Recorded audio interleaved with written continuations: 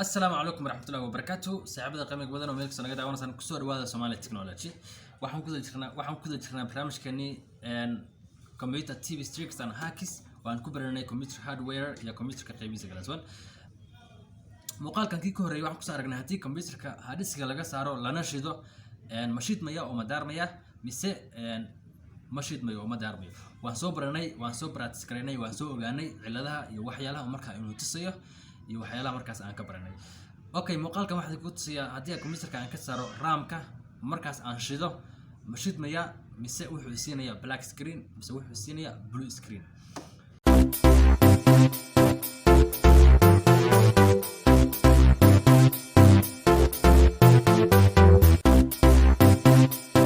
Okay, the first videos we have seen, if we remove computer hard disk and we power on, is it coming up or it will not? Okay, we saw that one, we have seen it in a real, we test, and then in this video we are going to see when we remove computer RAM and how the computer will coming up, or is it giving us a black screen or is it giving us a blue screen of death. Okay, let's test it and let's find out what will come out. I don't have an idea, I've never done before, just I've never even think about doing this one. Okay, hadda koor ma samayn xitaa kuma fikirin inaan sameeyo barnaamij noocan oo kale. Okay, balse maanta ayay igu soo dhacday, maanta ayay iga qabatay. Okay, let's see.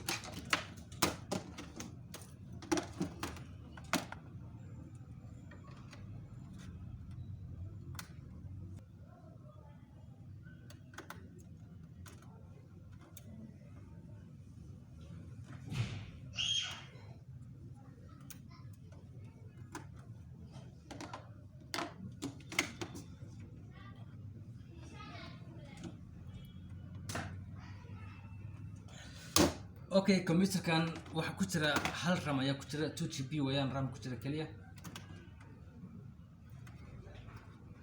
Okay, RAM ka bas ayaa ku jira waa DDR3 baan u maleynayaa. Okay, RAM ka halkaan naga dhig.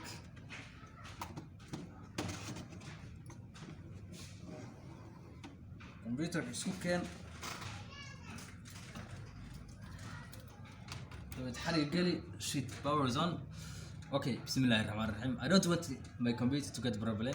Okay, Bismillahirrahmanirrahim. Let's see the problem. So it's power on. It's power on.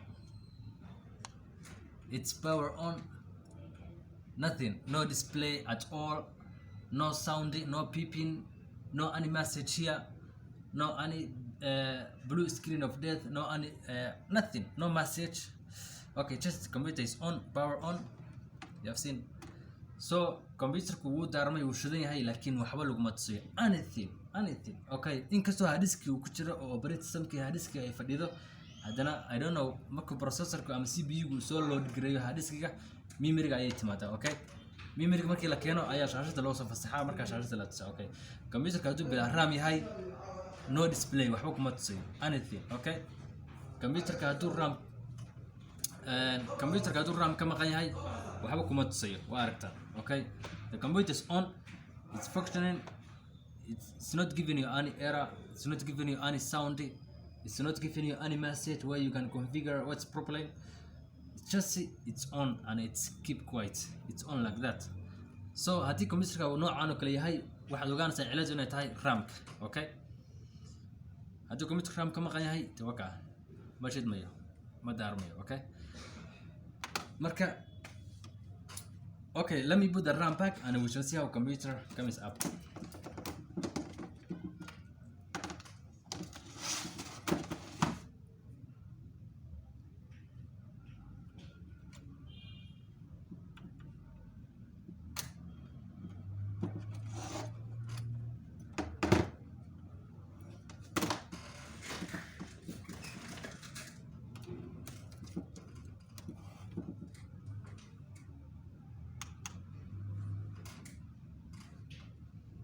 It's on.